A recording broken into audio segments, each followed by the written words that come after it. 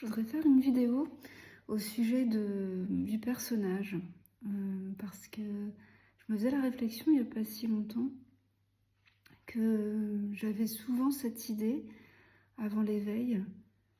Alors je fais du théâtre depuis plusieurs années dans une troupe de théâtre amateur et je me disais de temps en temps, tiens c'est marrant, c'est au théâtre en fait quand je suis sur scène en train de jouer que je me sens la plus authentique, la plus sincère. Et, et maintenant, je vois les choses différemment. Je dirais que maintenant, je peux expliquer un peu cette impression qui vient sûrement du fait que quand on joue un personnage au théâtre, ben on le joue entièrement, c'est-à-dire on essaye d'y mettre le plus possible de sincérité dans les émotions. Mon professeur de théâtre nous invite régulièrement à puiser dans notre propre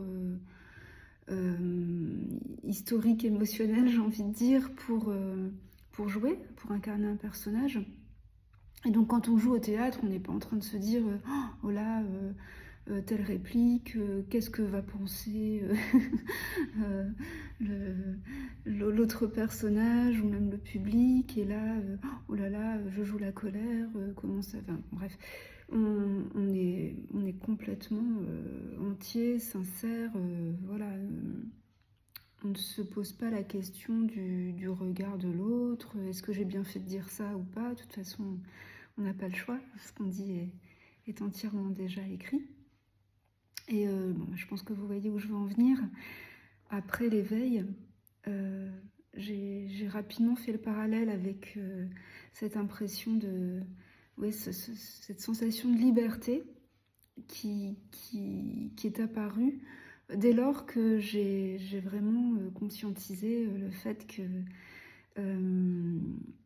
ce que j'avais jusqu'alors, ce qui s'appelle Amélie dans cette histoire, est juste un assemblage, un peu comme un personnage de théâtre en fait.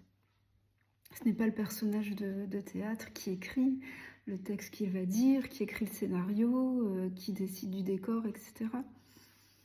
Donc après l'éveil, il y a eu cette impression de liberté, de m'être dit je vais enfin pouvoir vivre, et aussi je vais vraiment pouvoir, dans la plus grande liberté, la plus grande innocence, je dirais, et sincérité, être Amélie, dans le sens où ça fait partie des paradoxes, hein, même si on prend conscience que le personnage n'existe pas, qu'il n'y a pas d'individualité en fait, qu'il n'y a pas de conscience personnelle, qu'on est la conscience et que tout est conscience.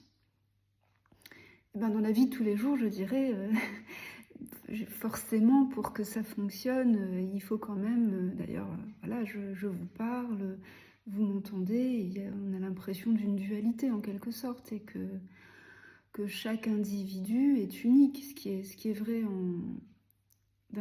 d'une certaine façon. C'est-à-dire que la conscience qui joue à être Amélie, elle le joue de cette façon-là, elle le joue d'une autre façon chez Pierre, Sabrina ou Patrick, bref. Et oui, donc en fait, ok, je ne suis pas Amélie, je ne suis pas une conscience limitée à ce corps qui doit agir, penser par lui-même, prendre des décisions, et du coup avec tout ce que ça comporte, hein, parce que dès lors qu'on s'identifie à notre personnage, qu'on se limite en quelque sorte à cela, et ben on se dit, ben voilà, il y a toute cette culpabilité qui peut venir, ces peurs, cette timidité. Moi je suis très timide en fait, et et alors ça revient de temps en temps, mais voilà.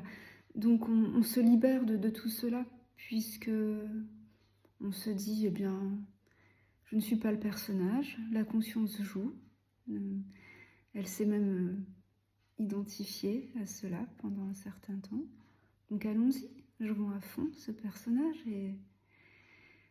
Et quand on a reconnu cela, eh bien, il y a cette joie, cette liberté d'être qui on est, vraiment, tout en jouant à être un humain limité, avec tous ses conditionnements et ses réactions humaines, voilà.